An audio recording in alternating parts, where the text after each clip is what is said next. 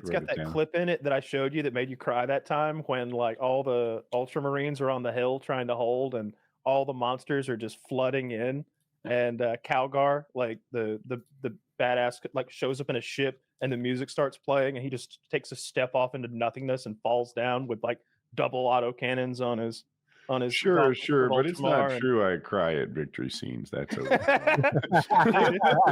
I played that game, and that game really hit on the fact that the graphics were so sick and the enemies were so terrifying. And I always love this about Warhammer. It reminds me of like my younger years, like when I played football and you were like with the boys and you were ready for whatever.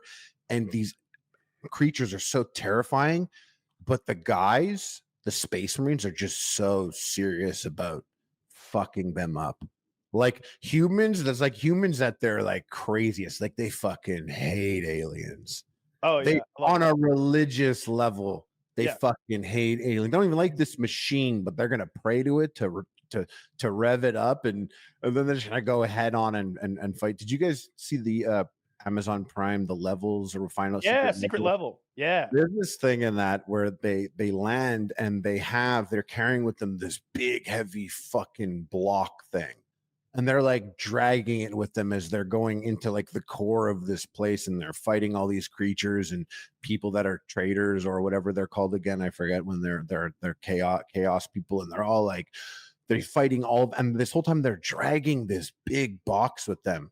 And kind of somewhat spoilers, but they're dragging him. They're bringing it in. You just kind of think like, I wonder what's in the box. And they get to this point where they open the box up, and there's this like little religious dude in there, and he comes out and he like does an incantation that puts up like a bubble shield for literally like 2 seconds, and then he gets obliterated in a shower of blood. He gets demolished.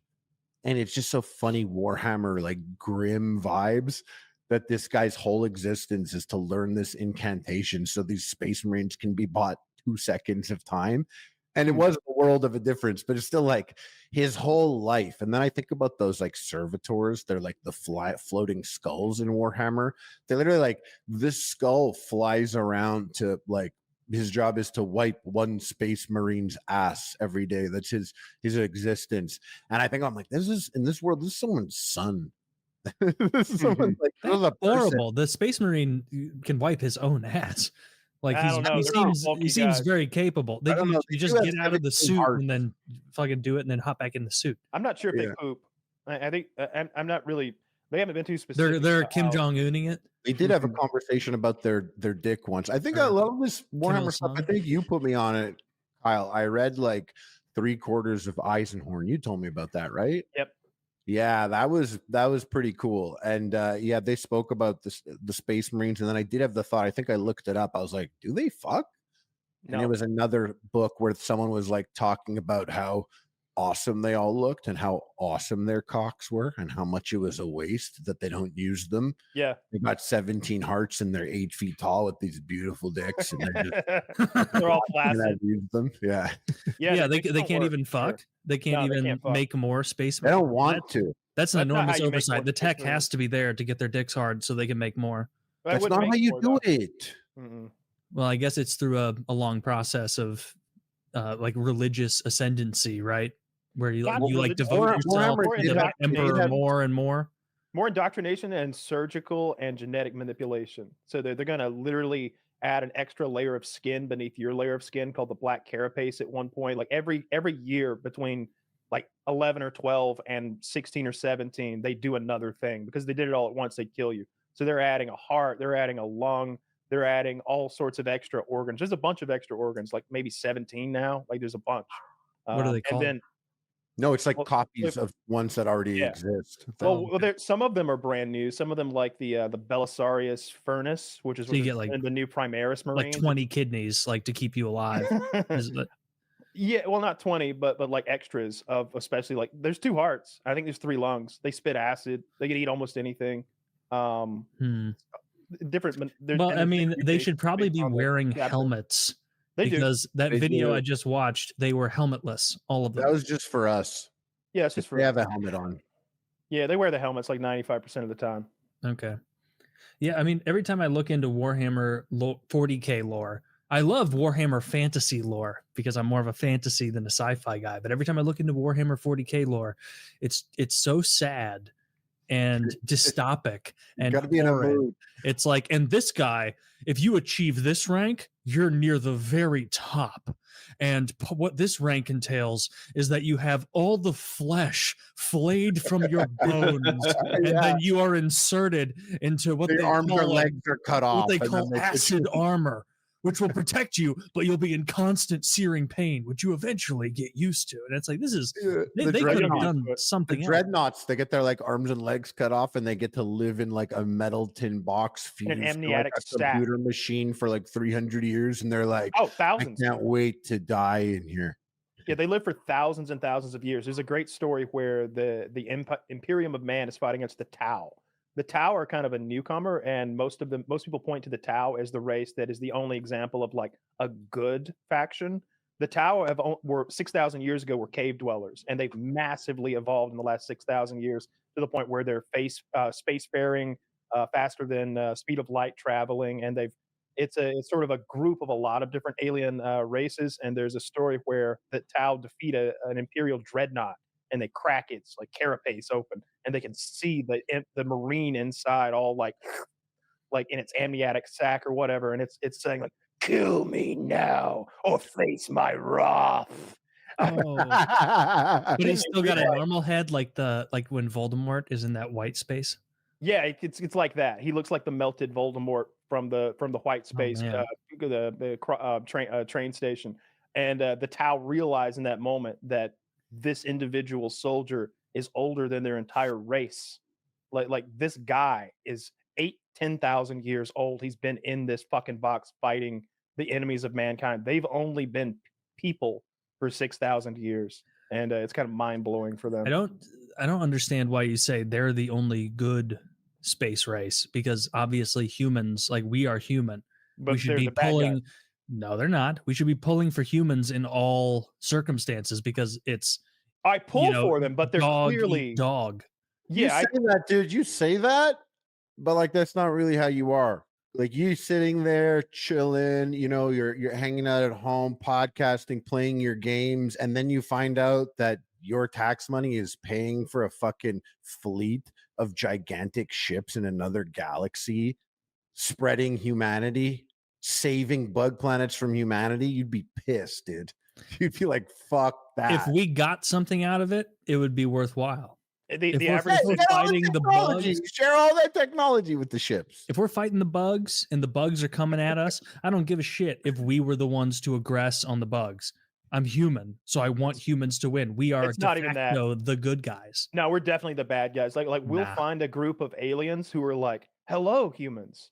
We are the Benali. We are friendly. We share our technology, and we would love to learn more about you and your culture." And they'll be like, "Xeno scum. Your filth will not coexist in my galaxy." We grab them. Launch the viral bombs. like they'll melt.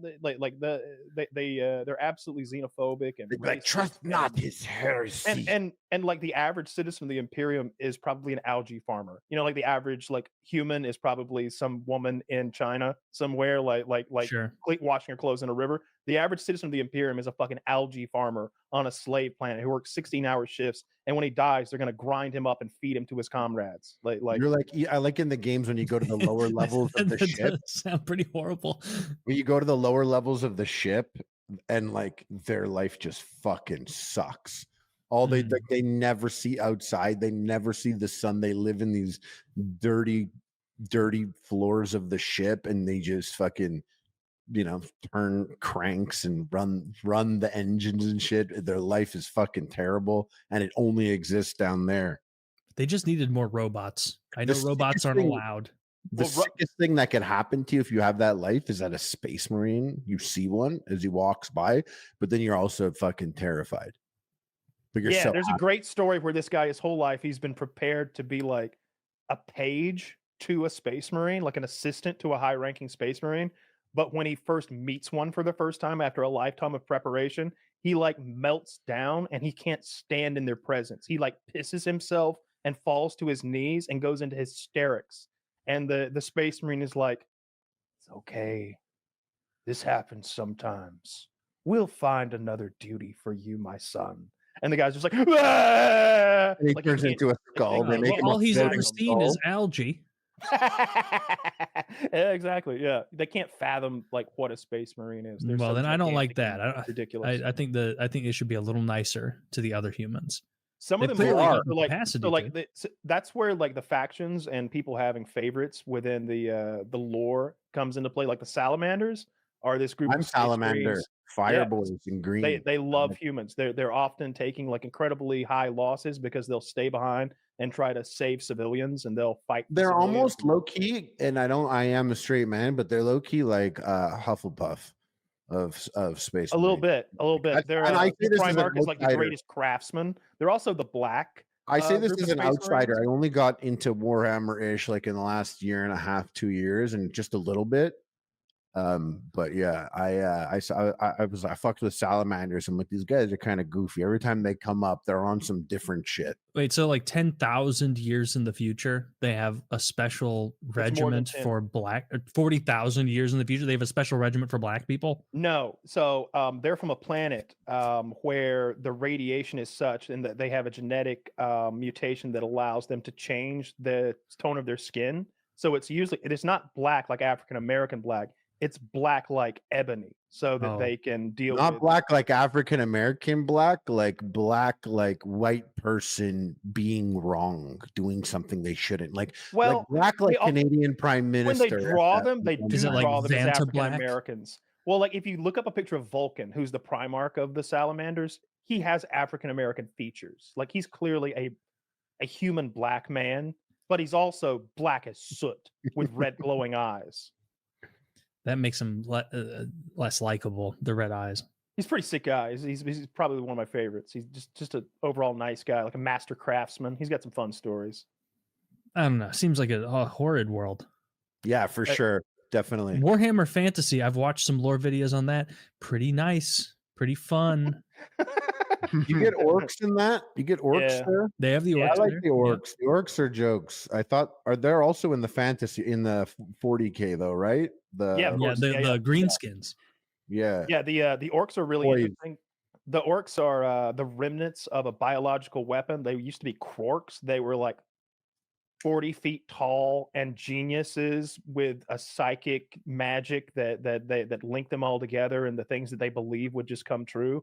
But now they're all bumbling morons who grow from fungus spores, and they still have that like psychic magic where the cars they paint red go faster because they believe that red cars go faster. So if they're building a tank and they slap a coat of red on it, it genuinely goes faster. Yeah. Their guns, whenever the Imperium gets a hold of an orc weapon, they'll be like, oh, they have this weapon. It launches little mini elf men through reality, and they emerge inside of our tanks, inside of Space Marines, and just start shitting everywhere and tearing things apart. We got to figure out how this works. I like how they apart, and it's nothing but screws and springs and scrap metal and stuff that doesn't make sense. I do think the orc tech is very funny because it's like, I didn't even know they used to be like 40 foot tall, like Superman, and now it's just been like 100,000 years of dysgenic retards devolving, like, becoming. Yeah, 100%. I didn't know that. Damn. I don't know. I'm still pulling for the humans. Yeah, me too. They're pretty evil. They're pretty horrific things. But the new 40k lore is more hopeful, and it looks like good things are coming. The Primarchs are waking up, the good ones. Like Gilliman has come back, the Primarch of the Ultramarines, and Lionel Johnson, the Primarch of the Dark Angels. They have returned. They're on opposite sides of the galaxy with a blockade in between that's difficult to pass. But the next part of the story, everyone is hoping that they get together, because each of them is this world-beating god. They're basically demigods. They're the sons of the Emperor, and there's like scales of magnitude. Like a Space Marine is worth 10 or 20 regular humans, but then a Primarch might be worth 10 or 20 or 30 Space Marines, and then the Emperor might be worth, multiple Primarchs. I just don't like the high tech lore. Like, it's more fun when there's a huge amount of fantasy lore.